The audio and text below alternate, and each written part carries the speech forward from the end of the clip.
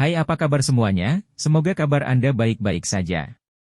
Terima kasih karena sudah memberikan support dan juga kesetiaan Anda untuk membangun channel Codot Film. Yuk kita lanjutkan alur ceritanya, sambil siapin kopi dan cemilan, setting suara volume full. Gasken. Kota Y.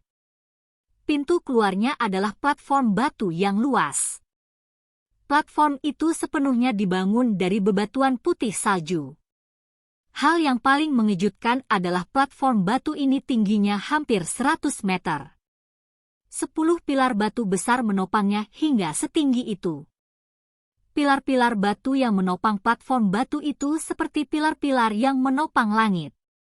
Mereka tampak menjulang dan spektakuler jika dilihat dari kejauhan.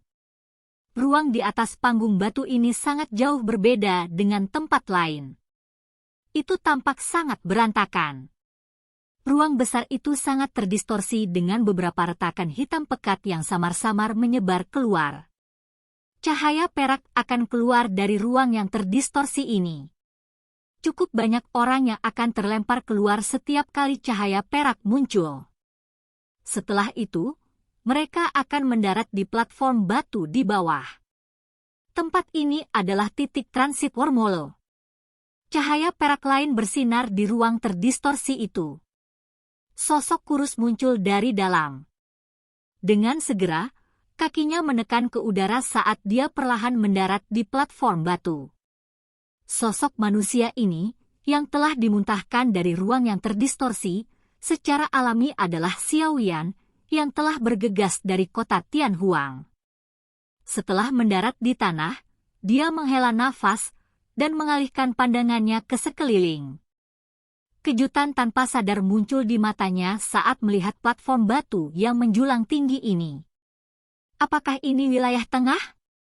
Sungguh layak menjadi bagian tengah benua Douqi. Hanya saja titik transit wormhole ini sudah begitu megah. Mata Xiao Yan menyapu platform batu yang hidup. Dia menemukan cukup banyak sosok yang mengenakan jubah alkemis dan diam-diam tidak bisa berkata-kata. Tempat ini memang daerah pil, alkemis yang jarang terlihat di daerah lain ini sebenarnya cukup umum di tempat ini. Berita terkini di kawasan tengah. Lembah sungai es menawarkan harga setinggi langit. Siapapun yang menemukan wanita racun yang menyedihkan atau memberikan informasi tentang keberadaannya akan dapat mengantongi hadiah setinggi langit dari lembah sungai es. Sebuah teriakan tiba-tiba terdengar di platform batu sementara Xiao Yan diam-diam menghela nafas. Ini menyebabkan ekspresi Xiao Yan sedikit berubah. Dia segera menoleh dan matanya mengikuti arah suara itu berasal. Dia bisa melihat seorang pria kurus memegang setumpuk kertas. Setelah itu, dia menempelkan kertas-kertas ini ke beberapa pilar batu di platform batu. Cukup banyak penonton yang penasaran berkumpul di sekitar orang ini. Jelas, mereka sedikit tertarik pada wanita beracun yang menyedihkan yang disebutkan oleh orang ini.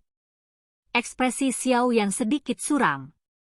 Apa yang disebut Poison Lady yang menyedihkan kemungkinan besar mengacu pada dokter peri kecil. Itu hanya tak terduga. Lembah sungai es menghabiskan begitu banyak upaya untuk mencari jejaknya. Mata Xiao yang sedikit berkedip. Dia perlahan berjalan menuju pria kurus kecil dan meringkuk tangannya. Kekuatan hisap melonjak keluar dan menyedot kertas dari tangan pria kurus itu. Dia meliriknya dan melihat kepala seorang wanita tergambar di atasnya. Meskipun bayangan itu tampak kabur, Xiao Yan dapat mengatakan bahwa gambar di atas kertas itu adalah dokter peri kecil. Hehe. Adik laki-laki ini baru di daerah pilkada, kan? Wanita ini memiliki tubuh racun sedih yang legendaris. Dia telah menimbulkan keributan besar di Central Plains beberapa waktu sebelumnya. Cukup banyak faksi telah bergandengan tangan untuk memburunya. Namun, dia telah berhasil melarikan diri. Pria kurus itu tertawa menyanjung Xiao Yan. Kekuatannya mungkin tidak berhasil, tetapi dia memiliki penglihatan yang tajam. Sekilas, Dia bisa mengatakan bahwa pemuda di depannya ini bukanlah seseorang yang dia mampu untuk menyinggung. Xiao Yan mengencangkan tangan yang dia gunakan untuk memegang selembar kertas itu. Tatapannya beralih ke pria di depannya saat dia dengan samar bertanya, dikabarkan bahwa lembah sungai es telah bertukar pukulan dengannya baru-baru ini. Xiao Yan secara acak memberinya sekantong koin emas. Wajah pria kecil kurus itu dipenuhi dengan kegembiraan ketika dia menerima kantong uang. Sanjungan di wajahnya menjadi lebih intens saat dia buru-buru berkata, "Tuan, ini benar." Setengah bulan yang lalu, lembah sungai es menemukan wanita beracun yang menyedihkan. Pertempuran itu cukup menyedihkan. Lembah sungai es telah mengirim Bing Yuan dan Bing Fu, kedua sesepuh ini. Keduanya memiliki reputasi yang cukup besar di wilayah tengah. Kekuatan mereka sekitar 6 bintang atau lebih. Kelopak mata Xiao Yan bergerak-gerak. Suaranya juga perlahan menjadi lebih rendah. Apa yang terjadi pada akhirnya? Lembah sungai es telah mengirimkan cukup banyak ahli. Namun, wanita beracun yang menyedihkan itu juga bukan orang biasa. Dia mampu membunuh cukup banyak orang ketika lembah sungai es mengelilinginya. Selain itu, dia bahkan berhasil melarikan diri dari tetua Bing Yuan dan Bing Fu. Namun, menurut informasi yang diperoleh, wanita beracun yang menyedihkan itu menderita telapak misterius mata langit kedua tetua meskipun telah melarikan diri dari pengepungan. Saat ini, dia terluka parah. Karena inilah lembah sungai es telah mencarinya kemana-mana. Mereka telah memberikan hadiah setinggi langit. Siapapun yang memberikan beberapa informasi berguna akan dapat memperoleh hadiah. Pria kecil kurus itu berbicara sambil tersenyum. Dinginnya kelopak mata Xiao Yan yang diturunkan menjadi lebih intens.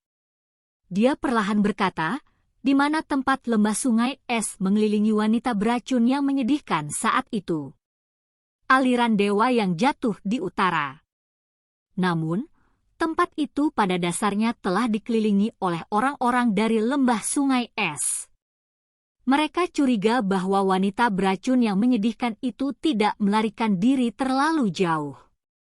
Namun, mereka tidak berhasil mendapatkan berita apapun meskipun sudah lama mencari. Pria itu menjawab dengan jujur. Apakah lembah sungai es satu-satunya yang mencoba menangkap wanita beracun yang menyedihkan? Awalnya, cukup banyak fraksi yang ingin beraksi. Namun, cukup banyak orang dari lembah sungai es kemudian dibunuh oleh wanita beracun yang menyedihkan. Oleh karena itu, mereka akhirnya mengatakan bahwa mereka pasti akan menangkap wanita beracun yang menyedihkan. Faksi lain tidak lagi berani untuk campur tangan sebagai hasilnya, karenanya, lembah sungai es adalah satu-satunya faksi di wilayah tengah yang terus mengejar wanita beracun yang menyedihkan. Ekspresi Xiao Yan acuh tak acuh saat dia mengangguk. Kertas di tangannya mengeluarkan suara, embusan, dan berubah menjadi sekelompok abu yang melayang ke bawah. Dia juga tiba-tiba berbalik dan berjalan menjauh dari platform batu. Xiao Yan mengeluarkan peta yang diberikan Liu Qing padanya setelah dia berjalan ke tepi platform batu. Dia dengan hati-hati mempelajarinya, mengidentifikasi arah, dan mengalihkan pandangannya ke utara.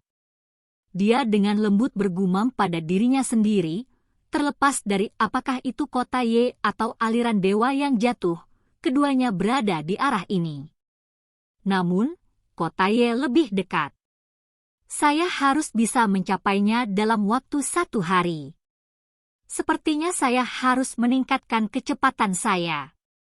Berdasarkan apa yang orang itu katakan sebelumnya, kondisi dokter peri kecil tidak terlalu baik. Niat membunuh melonjak di hati Xiao Yan saat dia memikirkan ini.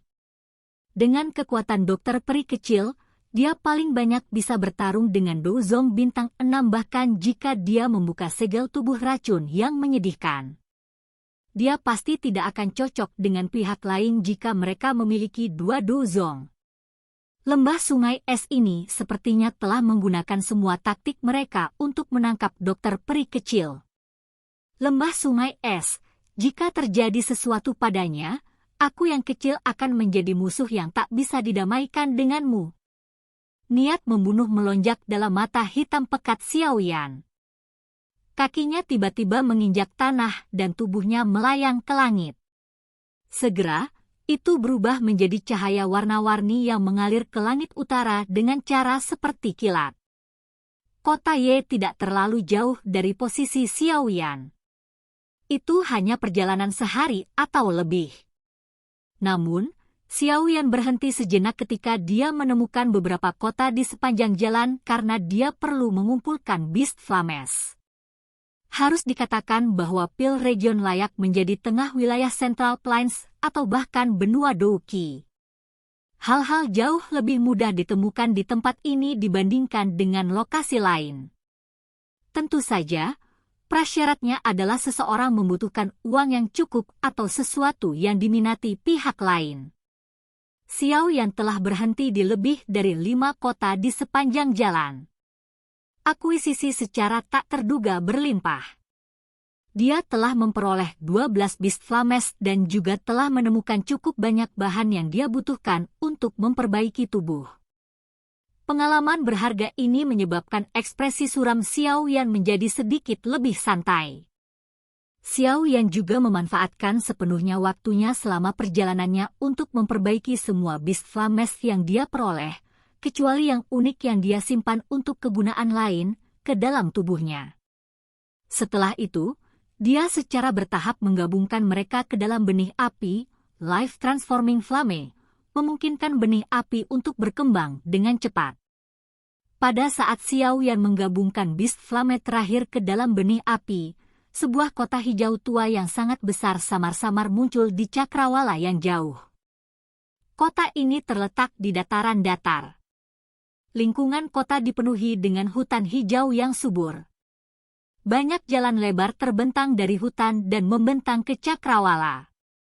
Saya telah tiba. Xiaoyan menghela nafas lega saat melihat kota yang berdiri di dalam hutan. Sebuah pikiran segera terlintas di benaknya dan kecepatannya tiba-tiba meningkat. Tuan kota Ye adalah klan Ye yang pernah menonjol dalam wilayah Pil. Tentu saja, klan Ye saat ini tidak lagi memiliki kemuliaan seperti saat itu. Meskipun demikian, seekor unta yang akan mati karena kurus lebih besar dari seekor kuda. Masih tidak ada faksi lain di dalam kota Ye ini yang berani memprovokasi otoritas klan Ye. Menjadi penguasa kota ini, klan Ye terletak tepat di tengah kota. Semua tanah dalam jarak 1000 meter adalah manor klan Ye. Biasanya, orang biasa tidak diizinkan masuk. Pertahanan tempat ini juga sangat ketat. Tentu saja, ini hanya kasus ahli biasa. Aku pasti tidak akan menikah dengan itu sebagai Cao Dan. Pada saat ini, pertengkaran telah terjadi di dalam ruang rapat klan Ye. Seorang wanita dengan pakaian biru berteriak dengan marah. Wajahnya yang cantik dan cantik dipenuhi dengan amarah pada saat ini. Omong kosong. Seorang pria tua berpakaian hijau di dalam ekspresi ruang pertemuan tenggelam saat dia berkata, ini bukannya kamu tidak menyadari situasi seperti apa klan Ye ini. Klan Cao juga salah satu dari 5 klan besar. Mereka sangat cocok untuk klan Ye kita. Apalagi Cao Dan adalah alkemis jenius langka di klan Cao. Dengan menikahinya, Anda tidak hanya akan mencegah bahaya klan Ye tersingkir dari 5 klan besar, tetapi Anda juga akan menemukan keluarga yang baik untuk dinikahi. Biarpun aku benar-benar menikah dengan Cao Dan, menurutmu apakah kita bisa menyelesaikan krisis ini? Klan Cao dipenuhi dengan ambisi liar. Mereka sudah lama ingin menelan klan Ye kita. Dengan melakukan ini, Anda hanya menyerahkan diri Anda untuk dimakan. Wanita berpakaian biru itu dengan marah membalas. Kata-katanya menyebabkan pria tua berpakaian hijau itu menjadi membosankan. Dia segera berbicara dengan suara yang dalam, "Jika ini tidak berhasil, mengapa Anda tidak memberitahu saya apa yang harus kita lakukan? Jangan bilang kalau kamu berencana untuk mengandalkan jenius apapun dari Akademi Jianan yang kamu bicarakan untuk datang dan menyelamatkan kami. Anda benar-benar melebih-lebihkan orang itu. Bahaya yang dihadapi klan Ye kita bukanlah sesuatu yang bisa disingkirkan oleh kucing dan anjing sembarangan. Lagi pula, kamu sudah lama berbicara tentang orang itu, tapi kapan kita akan bertemu dengannya? Saya pikir dia sudah lama menghilang. Dari mana dia mendapatkan keberanian untuk datang dan ikut campur dalam masalah seperti itu?" Wanita berpakaian biru itu diam sesaat setelah mendengar ini. Untuk sesaat, dia tidak dapat menemukan kata-kata untuk membantahnya. Beberapa kucing dan anjing acak juga tidak tertarik membantu Anda menyelesaikan krisis apapun. Sementara wanita berpakaian biru itu tidak bisa berkata-kata, suara dingin dan acuh tak acuh tiba-tiba bergema di aula besar. Suara yang akrab itu masih melekat di telinga wanita berpakaian biru itu. Dia awalnya terkejut sebelum dia berbalik dengan wajah yang dipenuhi dengan kegembiraan. Teriakan gembira tanpa sadar dipancarkan saat dia melihat sosok muda yang perlahan muncul di pintu masuk aula, kakak Xiaoyan. Oke guys, jangan lupa like, comment, share, and subscribe di channel Codot Film. See you next video, peace out and bye-bye.